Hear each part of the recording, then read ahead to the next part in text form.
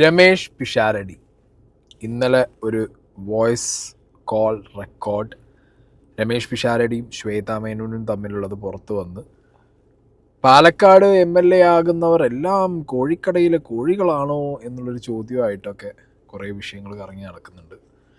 ആ കോള് ആ ഒരു മോട്ടിവേഷനിലുള്ള ഒരു കോളാണ്. സോ അതുകൊണ്ട് തന്നെയാണ് അങ്ങനത്തെ വിമർശനങ്ങളും കാര്യങ്ങളൊക്കെ രമേഷ് പിഷാരടിക്ക് നേരിടേണ്ടി വന്നത്. So Ramesh Pisharody on air and നമ്മുടെ വിനയേട്ടൻ ജയറാമേട്ടനും എയറിലാണ്.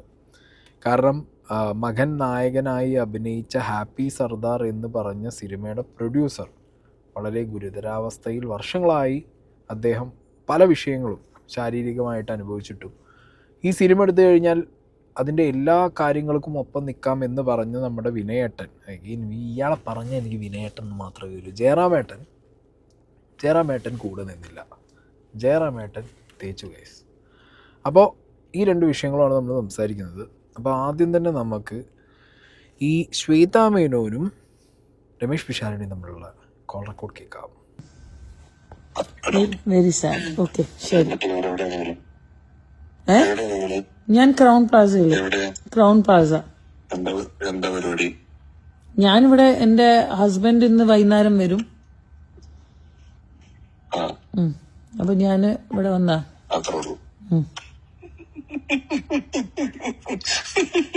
ഹലോ, എന്തേ ഞാനേ നിങ്ങളോട് ക്രൗൺ പ്ലാസ എന്താ പരിപാടി ഇന്ന് വൈകിട്ട് ഹസ്ബൻഡ് വരുമോ? അല്ല, അതല്ല, ഞാൻ അങ്ങനെയല്ല, ബോംബെന്ന് മൂപ്പര് വരും എന്നാ ഞാൻ പറഞ്ഞു.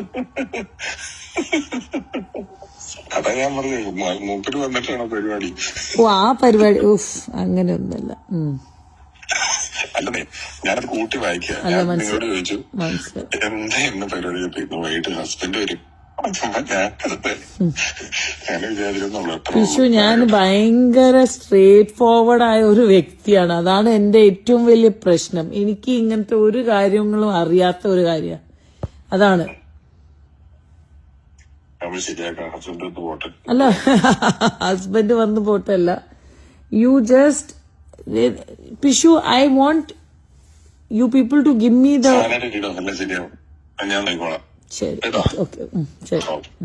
വോയിസ് കോൾ റെക്കോർഡ് പുറത്തു വിട്ട് പിഷാരടിക്ക് ഒരു പിഷു കൊടുത്തിരിക്കുകയാണ് ശ്വേതാ മേനോൻ. ഓൾറെഡി പാലക്കാട് ഇതിനു മുമ്പുണ്ടായിരുന്ന MLA രാഹുൽ മാങ്കൂട്ടം കാട്ടുകോഴി കാണിച്ചു വെച്ച പരിപാടികളൊക്കെ പൊതുജനം കണ്ടതുമാണ്. അതിൻ്റെ പേരിൽ വലിയ വിഷയങ്ങൾ അവിടെ ഉണ്ടായതാണ്. അതിനുശേഷമാണ് രമേഷ് പിഷാരടി അവിടെ നാട്ടുകാർ MLA ആയിട്ട് എലക്ട് ചെയ്യുന്നത്. സോ ഇതുപോലൊരു കോൾ റെക്കോർഡ്, ഇത് ഡബിൾ മീനിങ് ആണ്, പക്കാ ഡബിൾ മീനിങ് സംസാരമാണെന്നുള്ളത്. ഇതിലൊരു ന്യായീകരണമോ അല്ലെങ്കിൽ ഇതിലൊരു വേറെ സംസാരങ്ങളൊന്നും പറയേണ്ട കാര്യമൊന്നുമില്ല. ഇപ്പോഴത്തെ ഓപ്പോസിറ്റ് പാർട്ടിക്കാരടക്കം ഇതെടുത്തിട്ടിട്ട് രമേഷ് പിഷാരടിക്ക് പൂശി വിടുന്നുണ്ടെന്നുണ്ടെങ്കിൽ കേട്ടുകൊണ്ടിരിക്കുക രമേഷ് പിഷാരടി, അല്ലാതെ വേറെ വഴിയില്ല. ചിലപ്പോൾ രമേഷ് പിഷാരടിയുടെ ഭാഗം നിൽക്കുന്നവർക്ക് പറയാനുണ്ടാവും, എന്താ രണ്ട് ഫ്രണ്ട്സ് തമ്മിലുള്ള കംഫർട്ട് സോണിനകത്തിരുന്ന് സംസാരിക്കുന്ന വിഷയങ്ങളല്ലേ, അപ്പോൾ ഡബിൾ മീനിങ് വരില്ലേ, നിങ്ങളൊക്കെ സംസാരിക്കാറില്ലേ എന്നായിരിക്കും നിങ്ങൾക്ക് ചോദിക്കാനുള്ളത്.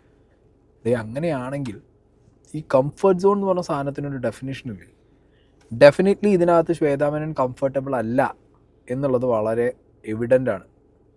ഓക്കെ, അവരെന്നെ പറയുന്നത് ഞാൻ വളരെ സ്ട്രെയിറ്റ് ഫോർവേഡ് ആയിട്ടുള്ള ഒരാളാണ്, എനിക്ക് ഇങ്ങനത്തെ കാര്യങ്ങളൊന്നും പറഞ്ഞാൽ പെട്ടെന്ന് തലയിൽ കയറില്ല. സോ ഇങ്ങനത്തെ ഒരു കോൺവെർസേഷൻ ഇതിനു മുമ്പ് ചെയ്യാത്തൊരു വ്യക്തിയോട് സഡൻലി ചെയ്തപ്പോൾ അവർക്കുണ്ടായ ഒരു റിയാക്ഷൻ പോലെ എനിക്കത് പേഴ്സണലി ഫീൽ ചെയ്തു. ആൻഡ് രമേഷ് പിഷാരടി കഴിഞ്ഞ ദിവസങ്ങളിൽ നമ്മൾ ഒരു 43 മിനിറ്റുള്ള ഈ രമേഷ് പിഷാരടിയും ശ്വേതാ മേനോനും കൂടിയുള്ളൊരു കോൺവെർസേഷൻ നമ്മൾ കേട്ടു. രമേഷ് പിഷാരടി ഈ AMMA അസോസിയേഷൻ്റെ അഡോ കമ്മിറ്റിയുടെ ഭാഗമായി വന്ന സമയം മുതൽ ഈ ഇൻസിഡൻസിൽ ഉണ്ടായ ആൺപെൺ വ്യത്യാസമില്ലാതെ എല്ലാവരെയും വിളിച്ച് മണിക്കൂറുകളോളം സംസാരിക്കുന്നു എന്ന് രമേഷ് പിഷാരടിയെ ഓൺലൈൻ മീഡിയാസിനോട് ബൈറ്റ് കൊടുത്തപ്പോൾ പറഞ്ഞിട്ടുണ്ടായിരുന്നു. ഓക്കെ, സോ ഇവരൊക്കെ കാണുന്നതും അറിയുന്നതും അല്ലെങ്കിൽ വലിയ ബോണ്ട് പങ്കിടാത്തതുമായിട്ടുള്ള സുഹൃത്ത് ബന്ധങ്ങളുള്ള ആളുകളായിരിക്കണം.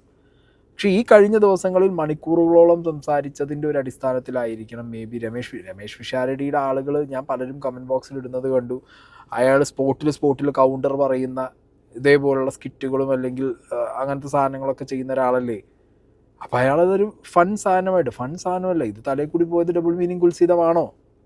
മനസ്സിലായോ? ഹസ്ബൻഡ് വരുന്നു കളി എന്നൊക്കെ പറഞ്ഞിട്ട് അയാളത് ലിങ്ക് ചെയ്തെടുക്കുമ്പോൾ ഓപ്പോസിറ്റ് സൈഡിലുള്ളത് ഒരു സ്ത്രീയാണ്. ഇനിയിപ്പോൾ എത്ര നമ്മളെ കംഫർട്ട് സോണിലുള്ള ഒരാളാണെന്നുണ്ടെങ്കിലും നമുക്ക് കംഫർട്ട് സോണിൽ ഇരുന്നു കൊണ്ട് സംസാരിക്കാൻ പറ്റുന്നൊരു സിറ്റുവേഷൻ അല്ല അവരുടെ ലൈഫിൽ, അല്ലെങ്കിൽ അങ്ങനത്തെ ഒരു സിറ്റുവേഷൻ അല്ല അത് എന്നുണ്ടെന്നുണ്ടെങ്കിൽ ആ ഡബിൾ മീനിങ് ഒഴിവാക്കണ്ടേ? ഇതിപ്പോൾ ശ്വേതാ മേനോൻ ഈ പറഞ്ഞ രമേഷ് പിഷാരടി ആയിട്ട് ഇത്ര ക്ലോസ് ആണ്, ഇവർ തമ്മിൽ ഇങ്ങനെ സംസാരിക്കുന്ന രണ്ട് വ്യക്തികളാണെന്നുണ്ടെങ്കിൽ ശ്വേതാ മേനോൻ ഇന്ന് ഈ വോയിസ് എടുത്ത് പുറത്തിടും. ശ്വേതാ മേനോന് നാളെ രമേഷ് പിഷാരടിയെ കാണണ്ട, അയാളുടെ ഒരു കമ്മിറ്റ്മെൻറ്റും ഇല്ല, അയാളുടെ ഒരു ഫ്രണ്ട്ഷിപ്പും ഇല്ല എന്നുള്ളതിൻ്റെ ഏറ്റവും വലിയ എവിഡൻസാണ് അവർ ഈ വോയിസ് എടുത്ത് പുറത്തിട്ടത്. ഓക്കെ, ആൻഡ് ഇതിൻ്റെ ഒരു പ്രൊവോക്കേഷൻ എങ്ങനെയാണ് വന്നേ? അതായത് ആദ്യത്തെ 43-44 മിനിറ്റ് കോൾ റെക്കോർഡ് വന്നതിന് ശേഷം ഇവിടെ നിയമപരമായിട്ട് കോടതിയെ സമീപിച്ചു ശ്വേതാ മേനോൻ, അഡോക് കമ്മിറ്റി എങ്ങനെ നിലനിൽക്കും എന്നുള്ളൊരു കാര്യം ചോദിച്ചിട്ട്. അതിൽ രമേഷ് പിഷാരടിയെ ആ ഒരു സ്ഥാനത്ത് നിന്ന്, അഡോക് കമ്മിറ്റിയുടെ മുഖ്യ സ്ഥാനത്ത് നിന്ന് മാറണം എന്നുള്ളൊരു തീരുമാനത്തിൽ കോടതി പരാമർശം വന്ന സമയത്ത് രമേഷ് പിഷാരടി കൊടുത്ത ഒരു മീഡിയ ബൈറ്റിൽ കുറച്ച് കാര്യങ്ങൾ പറയുന്നുണ്ട്. മേ ബി ഇത് കേട്ടിട്ടായിരിക്കണം ശ്വേതാ മേനോൻ പ്രൊവോക്ഡ് ഈ ഒരു വോയിസ് ക്ലിപ്പ് എടുത്ത് പുറത്തിട്ടത്. ആൻഡ് ഇത് ഭയങ്കര ഇമ്പാക്റ്റ് ഉണ്ടാക്കിയിട്ടുണ്ട് രമേഷ് പിഷാരടിക്ക്. ബിക്കോസ് അയാൾ ഇരിക്കുന്ന സീറ്റിൽ മുമ്പേ ഇരുന്നത് അതിലും വലിയ കാട്ടുകോഴി ആയതുകൊണ്ട് നാട്ടുകാർ ഇത് പല രീതിയിൽ പൊളിറ്റിക്സിൻ്റെ ലെവലിൽ നോക്കുമ്പോൾ ഇത് വേറെ രീതിയിൽ ഈ സാധനങ്ങൾ പോകും. മനസ്സിലായി? അത് ഓൾറെഡി പോയി തുടങ്ങി. ഫേസ്ബുക്കൊക്കെ എടുത്ത് നോക്കിയാൽ രമേഷ് പിഷാരടിക്ക് അടി കിട്ടിക്കൊണ്ടിരിക്കുകയാണ്. ഞാൻ കഴിഞ്ഞ വീഡിയോ ചെയ്തപ്പോൾ തന്നെ ക്ലിയറായിട്ട് അതിൽ പറഞ്ഞതാണ്, രമേഷ് പിഷാരടിക്ക് ഇതിൻ്റെ ഒരു ആവശ്യമില്ല, ഇങ്ങനെ വിളിച്ച് ആരോടും സംസാരിക്കേണ്ട കാര്യമില്ല. ഈ AMMA അസോസിയേഷനിൽ ഇപ്പം നടക്കുന്ന അടികൾ തീരാൻ രണ്ട് വ്യക്തികൾ, മോഹൻലാലും മമ്മൂട്ടി 2 കസാല ഇട്ടിരുന്നിട്ട് ഇറ്റങ്ങളൊക്കെ വിളിച്ച് വരുത്തിയിരുന്നിട്ട് സംസാരിച്ചാൽ തീരേണ്ട വിഷയങ്ങളെ അതിനകത്തുള്ളൂ. അത് അവർ ചെയ്യൂല, കാരണം അവർ ബുദ്ധിയുണ്ട്, അവർക്കറിയാം. മറ്റേയാൾക്ക് ഉണ്ടോയെന്നില്ലേ എനിക്കറിയില്ല. കാരണം അയാൾ ജുബിയും മുണ്ടും മീശി മുറുക്കി കുത്തി അവിടെ പോയിരുന്നിട്ട് ഈ AMMAയുടെ ജനറൽ ബോഡിയിൽ ഉണ്ടാകുന്ന തമ്മിത്തല്ലും ചീത്ത പറച്ചിലും തെറിവിളിയും കുൽസിതവും ആരോപണമൊക്കെ കേട്ട് മൂപ്പർ അവിടെ നിന്ന് തിരിച്ചു പോന്നിട്ടുണ്ട്. ഈ ഗ്യാങ് ആയിട്ടിരുന്ന് അവിടെ മിനി മിലിഷ്യ കളിക്കുന്ന അയാൾ നമുക്കറിയാൻ പാടില്ല, വട്ടാളക്കാരനാണല്ലോ. ചിലപ്പോൾ അതും ചെയ്ത് അവിടെ ഇരുന്നിട്ടുണ്ടാവും ഒരു മുക്കിൽ, മൂപ്പരൊന്നും അറിഞ്ഞിട്ടുണ്ടാവില്ല ചിലപ്പോൾ. ഹലോ ഇനി പറഞ്ഞിട്ട് ഞാൻ ഇടപെടണ്ടല്ലോ, ഇതിൻ്റെ കാര്യമില്ലല്ലോ. മൂപ്പരൊരു വലിയ ഇൻട്രോവേർട്ടാണ്, എനിക്ക് മനസ്സിലായോ? അല്ലെങ്കിൽ അങ്ങനത്തെ ഒരു വ്യക്തി മോഹൻലാൽ ഒരു സദസ്സിൽ ഇരുത്തിക്കൊണ്ട് അവിടെ എന്തൊക്കെ കച്ചറകൾ നടന്നു, അത് എത്ര എണ്ണം പുറത്തു വന്നു ഇല്ലേ? ഇനി 2 ആളെന്ന് പറയില്ല, ആ മമ്മൂട്ടിയെങ്കിലും ഒന്ന് ഇടപെട്ടെടുത്തൊന്ന് തീർത്ത് വിട്ട് കഴിഞ്ഞാണ്ടല്ലോ കുറേ ഈ സംഘടനയിലുള്ള അത്യാവശ്യം ഫിനാൻഷ്യൽ സപ്പോർട്ട് വേണ്ട ആൾക്കാരുണ്ട്, പഴയ നടന്മാരും നടിമാരുമായിട്ടുള്ള കുറേ ആൾക്കാർ. അവർക്ക് മരുന്നും പൈസയൊക്കെ ആയിട്ട് കിട്ടുന്നൊരു സംഘടനയാണ്. അതൊന്നും നല്ല രീതിയിൽ നടത്തിക്കൊണ്ടുപോകാൻ അവർ ആ വ്യക്തി ഒന്ന് ഇടപെടും. മമ്മൂട്ടി എന്ന് പറഞ്ഞ വ്യക്തിയെങ്കിലും ഒന്ന് ഇടപെട്ട് കഴിഞ്ഞാൽ നന്നായിരിക്കും തോന്നുന്നു. And the provocation point, Shweta മേനോനെ പ്രൊവോക്ക് ചെയ്തത് മേ ബി ഈ മീഡിയ ബൈറ്റിലുള്ള എന്തെങ്കിലുമൊക്കെ ആയിരിക്കാം. ആ താൽക്കാലിക സ്റ്റേ ആണെങ്കിൽ ഞാൻ എന്താണെന്ന് അറിയാം, ഞങ്ങൾ അഡ്വോക്കേറ്റ് കമ്മിറ്റി കയറിയതിന് ശേഷം ഇപ്പൊ 10-15 ദിവസമായില്ല, ഞങ്ങൾക്ക് ഇതിന്റെ മിനിറ്റ്സ് ബുക്ക് കിട്ടിയിട്ടില്ല, അവിടുത്തെ പ്രസിഡന്റ് സെക്രട്ടറിയുടെ ഒന്നും ഓഫീസിന്റെ താക്കോലുകൾ കൈമാറിയിട്ടില്ല. എന്നിട്ട് പോലും ഞാൻ പത്രസമ്മേളനത്തിൽ ഞാൻ 2 പത്രസമ്മേളനമേ കൂടിയുള്ളൂ. അത് ഒന്ന് പത്രസമ്മേളനം കൂടിയതല്ല, ഞാൻ നമ്മുടെ ഓപ്പറേഷൻ തൂഫാന്റെ ഉദ്ഘാടനം പാലക്കാട് കഴിഞ്ഞു വരുമ്പോൾ മാധ്യമങ്ങൾ കണ്ടപ്പോൾ ചോദിച്ചതാണ്. അപ്പോൾ ഇതൊന്നും തന്നില്ലെങ്കിലും നമ്മൾ ഇവരോട് നിരന്തരം ചോദിച്ചുകൊണ്ടിരിക്കുകയൊക്കെയാണ് ചെയ്തത്. എനിക്കിതുമായി ബന്ധപ്പെട്ട് അമ്മ സംഘടന 10-32 വയസ്സായ സംഘടനയെ കോടതിയിൽ എത്തിക്കണം എന്നുള്ള ഒരു ആഗ്രഹവും എനിക്കില്ലായിരുന്നു. അത് രമ്യതയിൽ പരിഹരിക്കണം, ഞാൻ സംസാരിക്കാമെന്ന് ഓർത്തു. ഞാൻ അങ്ങനെ എന്റെ ആദ്യത്തെ മാധ്യമങ്ങളെ കണ്ടപ്പോൾ ഞാൻ പറഞ്ഞിരുന്നല്ലോ, ഞാൻ ശ്വേതയോട്, അൻസിബയോട്, ടിനിയോട്, അവരുടെ അഡ്വക്കേറ്റുമാരോട്, മല്ലിക ചേച്ചിയോട്, ലക്ഷ്മി പ്രിയയോട്, ഞാൻ ഇവരോടെല്ലാം മണിക്കൂർ കണക്കിന് സംസാരിച്ചു എന്നാണ് ഞാൻ അന്ന് പറഞ്ഞത്. അങ്ങനെ മണിക്കൂർ കണക്കിന് സംസാരിച്ചതിൽ ഒരു ഓഡിയോ ആണ് ഇന്ന് ലീക്ക് എന്നാണ് നിങ്ങളൊക്കെ വാക്ക് ഉപയോഗിക്കുന്നത്. ലീക്കല്ല, റിലീസാണ്. ലീക്കും റിലീസും വ്യത്യാസമുണ്ടല്ലോ. റിലീസാണ്. അതിന്റെ ഓഡിയോ ക്വാളിറ്റിയുടെ വ്യത്യാസം, എന്റെ ഫോൺ ടോണും ബാക്കി ലൈവ് ടോണും കേട്ടല്ല എവിടുന്ന ലീക്കായെന്നൊക്കെ അല്ലെങ്കിൽ റിലീസായെന്നുള്ളത് നമുക്ക് മനസ്സിലാവും. ഏനുണ്ട് ഇങ്ങനെ പ്രൊവോക്ക് ചെയ്താൽ പിന്നെ തിരിച്ച് കിട്ടാതിരിക്കും. അപ്പോൾ എന്തൊക്കെയാണ് സംസാരിച്ചേക്കാം, മണിക്കൂറുകളോളം സംസാരിക്കുന്നതിൻ്റെ കൂട്ടത്തിൽ എന്തൊക്കെ സംസാരിച്ചു എന്നുള്ളതിനെ കുറിച്ച് ചിലപ്പോൾ ഒരു ഐഡിയ രമേഷ് പിഷാരടിയുടെ മൈൻഡിൽ നിന്ന് പോയി കാണും. കാരണം ഇത്രയും ആളുകൾ സംസാരിക്കുന്നതല്ലേ. അപ്പം ലീക്കല്ല, റിലീസാണ് ഇപ്പോൾ ചെയ്തത്. കിട്ടിയില്ല, അട്ടങ്കര കിട്ടിയില്ല, അടിച്ച് കിട്ടി. വല്ല കാര്യം ഉണ്ടായിരുന്നു. നാട്ടുകാർ മൊത്തം എലക്ട് ചെയ്ത് MLA ആക്കി വിട്ടാൽ നാട്ടുകാരുടെ കാര്യം നോക്കിയിരുന്നാൽ പോരെ. വെറുതെ 32 വർഷത്തിൻ്റെ പാരമ്പര്യവും പറഞ്ഞ് ഇവിടെ ഉണ്ടാക്കാൻ വരണോ ഈ തൊഴുത്തു കുത്തികളുടെ സംഘടനയുടെ അകത്ത്? ഇയാൾ ആരോ മോട്ടറാക്കി വിട്ടതാണ് മക്കളെ, മനസ്സിലായോ? കാരണം ഈ സംഘടനയുടെ ഭാഗമായിട്ട് നിന്ന ഗണേഷ് കുമാർ ആണെന്നുണ്ടെങ്കിലും മുകേഷ് ആണെന്നുണ്ടെങ്കിലും അവരൊക്കെ ഇപ്പോൾ ഈ സ്ഥാനങ്ങളിൽ നിന്ന് പവർഫുൾ പ്ലേസിൽ നിന്ന് മാറി, പൊളിറ്റിക്സിൻ്റെ ഒരു പവർഫുൾ പ്ലേസിൽ നിന്ന് മാറി. ഇപ്പം ആകെ സുരേഷ് ഗോപിയാണ്. അയാളാണ് ഈ കാട്ടുകള്ളനാണ് ഈ കാര്യത്തിൽ. അയാൾ ഈ സംഘടനയുടെ എനിക്ക് തോന്നുന്നത് ആദ്യം മുതലുള്ളൊരു വ്യക്തിയാണ്. പക്ഷേ ഒരു രീതിയിലും ഇന്നർ കളികളല്ലാതെ പുറത്ത് വന്നിട്ടുള്ള ഒരു വിസിബിലിറ്റി പരിപാടിക്കും അങ്ങേരില്ല. അങ്ങേരുടെ രാഷ്ട്രീയം വെച്ചിട്ടാണെങ്കിൽ പോലും അങ്ങനെ വിസിബിളായിട്ട് ഈ MMA അസോസിയേഷനിൽ വന്നിറങ്ങി നിന്ന് കളിച്ചൊരു കളി ഞാൻ കണ്ടിട്ടില്ല. ഓക്കെ, പക്ഷെ അങ്ങേർക്ക് വേണ്ടി ഒരു അണ്ടർ ബെൽറ്റ് പ്ലേ ഇതിനകത്തുണ്ട്, അത് എക്സിസ്റ്റ് ചെയ്യുന്നുമുണ്ട്. ഓക്കെ, അത് ഈ അസോസിയേഷൻ്റെ ഭാഗമായിട്ടും അല്ലെങ്കിൽ ഇൻഡസ്ട്രിയിൽ നിൽക്കുന്നവരൊക്കെ പറയുന്ന ഒരു വേറൊരു കാര്യമാണത്. ഇതെന്താ പറയുക, പിഷാരടിനെ കുറേ ആൾക്കാർ മൂപ്പിച്ചു. MLA ആയി രാഷ്ട്രീയത്തേക്ക് ഇറങ്ങി, മനസ്സിലായോ, ഒരു സ്വാധീനമുള്ള ഒരു വ്യക്തിയായിട്ട് ഇയാളെ എങ്ങോട്ട് എല്ലാവരും കൂടിയായിട്ട് പൊക്കിക്കൊണ്ടതാണ്. രമേഷ് പിഷാരടിക്ക് അത്യാവശ്യം സംസാരിക്കാനുള്ളൊരു ക്വാളിറ്റി ഉണ്ട്. മേ ബി രമേഷ് പിഷാരടി പറഞ്ഞാൽ എല്ലാവരും കേൾക്കും, കൺവിൻസ് ആവും എന്നുള്ളൊരു തോന്നൽ രമേഷ് പിഷാരടിക്കും വന്നു കാണും. പക്ഷെ ഇത്രയും ഈഗോ പിടിച്ച ആൾക്കാരുടെ ഇടയിൽ പോയി നിന്നിട്ട് ഇത് സംസാരിച്ച് രമ്യമായി തീർക്കാൻ ഞാൻ പറഞ്ഞല്ലോ മമ്മൂട്ടിക്ക് മാത്രമേ സാധിക്കൂ എന്നുള്ളതാണ് എനിക്ക് പേഴ്സണലി തോന്നുന്നത്. ഇപ്പം ആ സംഘടനയിൽ മോഹൻലാലിന് ഒരു പരിധി വരെ പറ്റുന്നുണ്ടാവും. രണ്ടുപേരും കൂടി നിന്ന് കഴിഞ്ഞാൽ ചിലപ്പോൾ ഇത് കംപ്ലീറ്റ് ആയിട്ട് ആണ് തീർന്നു കിട്ടാൻ ചാൻസ് ഉണ്ട്, അല്ലാത്ത പക്ഷമില്ല. അപ്പോൾ ഇത് ലീക്കല്ല, റിലീസാണ്. ഓഡിയോ ക്വാളിറ്റി എൻ്റെ ഫോണിൽ നിന്ന് കേൾക്കാൻ ഉള്ളൊരു ഓഡിയോ ക്വാളിറ്റിയും അവരുടെ ഫോണിൻ്റെ ഭാഗത്തുള്ളൊരു ഓഡിയോ ക്വാളിറ്റി നിങ്ങൾ നോക്കിയാൽ മതി. Perfectly edited.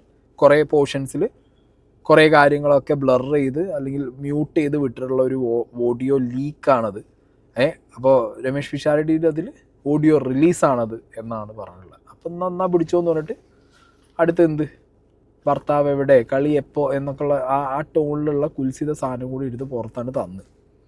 എനിക്ക് വ്യക്തിപരമായി, ഞാൻ എൻ്റെ വ്യക്തിപരമല്ല ഈ പ്രശ്നമെന്ന് പറഞ്ഞെങ്കിലും വ്യക്തിപരമായി എനിക്ക് വലിയ സൗഹൃദം ഉണ്ടായിരുന്ന, ഞാനുമായിട്ട് കോണ്ടാക്ട് ഉണ്ടായിരുന്ന ഇനി ഉണ്ടാവുമായിരിക്കും, കാണുന്ന ഒരാളിൽ നിന്നും ആ ഓഡിയോ നമ്മളൊരു രമ്യതയിൽ എത്തിക്കാൻ വേണ്ടി ആഗ്രഹിച്ചുകൊണ്ട് പ്രതീക്ഷിച്ചുകൊണ്ട് വർത്താനം പറയുന്ന അനുരഞ്ജന സംസാരങ്ങളുടെ ഓഡിയോ പുറത്തു വിട്ടതിൽ എനിക്കൊരു പേഴ്സണൽ ഇഞ്ചുറി, ഒരു വേദന ഉണ്ട്. അതാണ് എനിക്ക് ആകെ ഇതുമായി ബന്ധപ്പെട്ട് തോന്നിയുള്ളൂ. അല്ലെങ്കിൽ നമ്മൾ നല്ലത് വരണമെന്ന് മാത്രമല്ല വിചാരിക്കുന്നത്, നമ്മളെല്ലാവരും ഇതിനകത്തുള്ള എല്ലാവരും ഒന്നിച്ച് നിൽക്കണം കിടക്കണം എന്നാണ്. എങ്ങനെയുണ്ട് സംഗതി? മൂപ്പർക്ക് നല്ല രീതിയിൽ പൊള്ളിയിട്ടുണ്ട്. പല സദസ്സിലും ചെല്ലുന്ന സമയത്ത് ഇതിനെക്കുറിച്ച് ചോദിക്കുമ്പോൾ മൂപ്പരൊരു കോമഡി ആക്ടറും കൂടി ആയതുകൊണ്ട് ആ ഒരു തമാശയുടെ മെയിൻപൊടിയോടുകൂടി പലതും പറഞ്ഞ് ഒഴിവാക്കുന്നുമുണ്ട്. ഓക്കെ, പക്ഷെ നല്ല രീതിയിൽ കൊണ്ടിട്ടുണ്ട് അങ്ങേർക്ക്.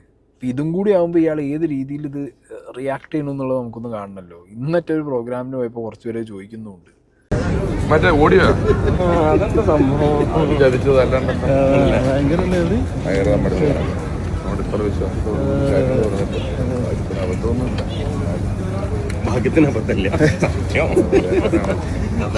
ഭാഗ്യത്തിന് അബദ്ധമൊന്നുമില്ല. ഇത്രയും വിശ്വസിച്ച് സംസാരിച്ചതാണ്. ഭാഗ്യത്തിന് അബദ്ധമില്ല എന്ന് പറയുമ്പോൾ അപ്പോൾ അബദ്ധം സംസാരിക്കാറുണ്ടോ?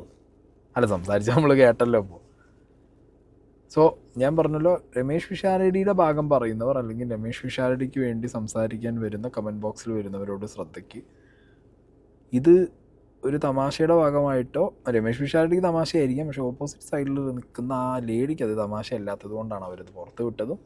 പറഞ്ഞത് നല്ല A ക്ലാസ് കുൽസിത ഡബിൾ മീനിങ് സംസാരവുമാണ്. അത് ശ്വേതാമേനോന് പറ്റിയിട്ടുമില്ല എന്നുള്ളത് ആ കോൾ റെക്കോർഡിനെ വളരെ എവിഡൻ്റ് ആണ്.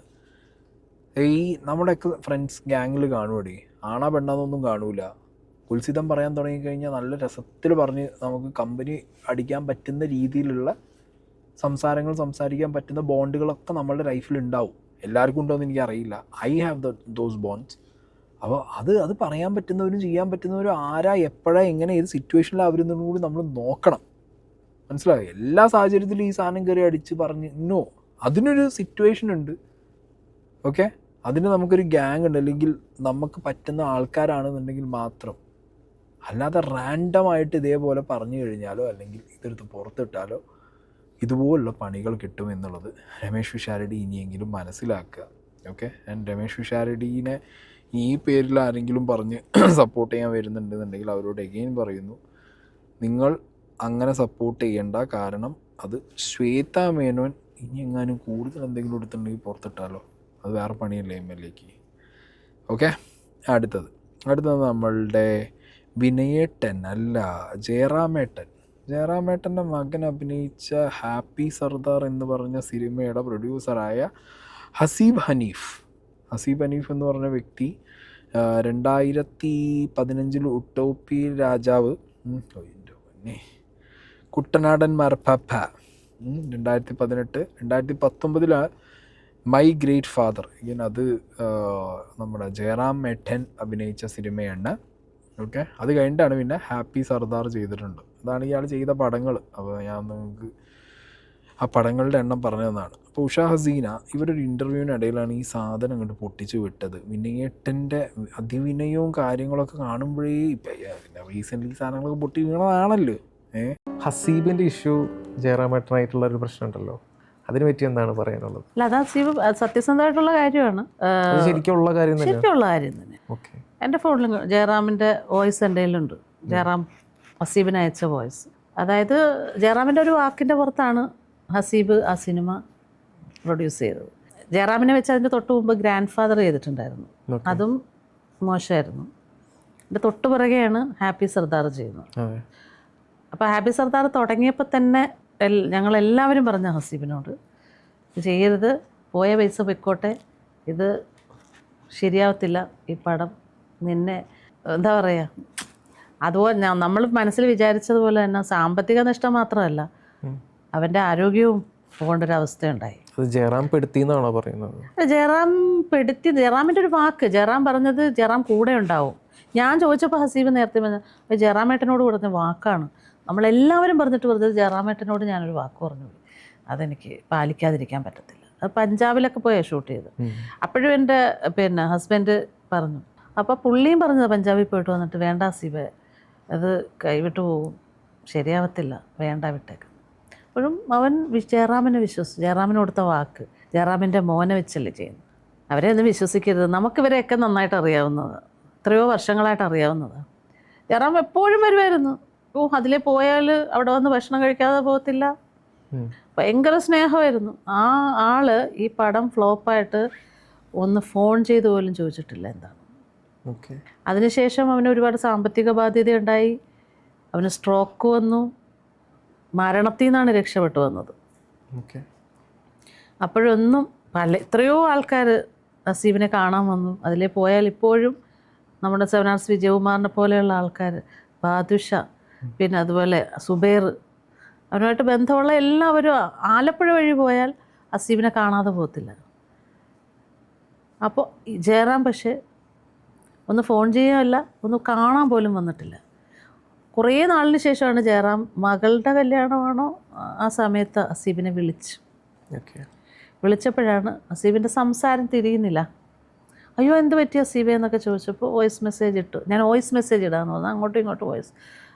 അന്ന് അയച്ച മെസ്സേജ്, ഹസീബെ ഞാൻ ഇതുവരെ അറിഞ്ഞിട്ടില്ല. അങ്ങനെ ഇരിക്കുന്നത് നമ്മളുടെ വിനയേട്ടൻ്റെ ചെറിയ ചെറിയ ഐറ്റങ്ങളാണ് കേട്ടോ അതൊക്കെ.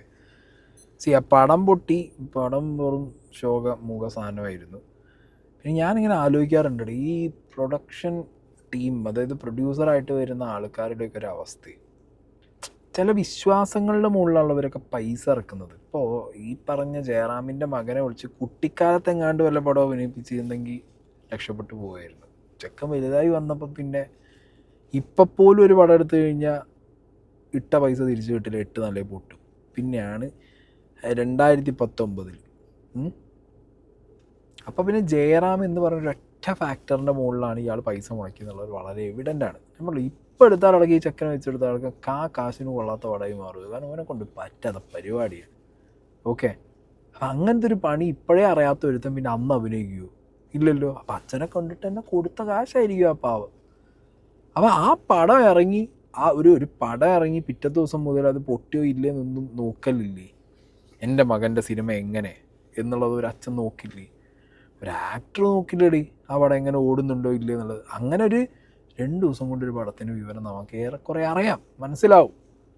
അപ്പോൾ ആ സിറ്റുവേഷനിൽ ആ പടം പൊട്ടിയൊരവസ്ഥയിലാണെന്നുണ്ടെങ്കിൽ അന്ന് തന്നെ അങ്ങോട്ട് വിളിച്ച്, പടം തുടങ്ങുന്നതിന് മുമ്പ് ചക്കരയും തേനും ഒലിപ്പിച്ച് വീട്ടിൽ പോയി ഇരുന്ന് പ്രൊഡ്യൂസറെ മണിയടിച്ച് ഞാനുണ്ടാവും കൂടെ എന്നുള്ള വാഗ്ദാനം കൊടുത്ത ഒരാൾക്ക് പടം പൊട്ടിക്കഴിഞ്ഞാൽ അയാളുടെ റെസ്പോൺസിബിലിറ്റിയാണ്. ഈ പ്രൊഡ്യൂസറെ വിളിച്ച് പറയേണ്ട കാര്യമൊന്നുമില്ല, പടം പൊട്ടിയിട്ടോ വരുവട്ടോ എന്ന് ഇയാൾ വിളിച്ച് ചോദിക്കേണ്ട കാര്യമൊന്നുമില്ല. അങ്ങോട്ട് പോയി ചെയ്യാനുള്ളത് ചെയ്യണം. അതിനെവിടെ വിനയേട്ടന് 4 ക്യാമറയും 10 ആളെയും കാണുമ്പോൾ മാത്രമാണല്ലോ കുനിഞ്ഞിക്കാൻ പറ്റുക. അപ്പോൾ മാത്രം വരുന്ന വിനയാണല്ലോ. പറയുമ്പോൾ പലർക്കും തോന്നും എന്താണ് ജയറാമിനെ എങ്ങനെ പറഞ്ഞുകൊണ്ടിരിക്കുന്നത്. അവിടെ കാട്ട് ഫ്രോഡായിട്ടാണ് എനിക്ക് തോന്നിയിട്ടുള്ളത്.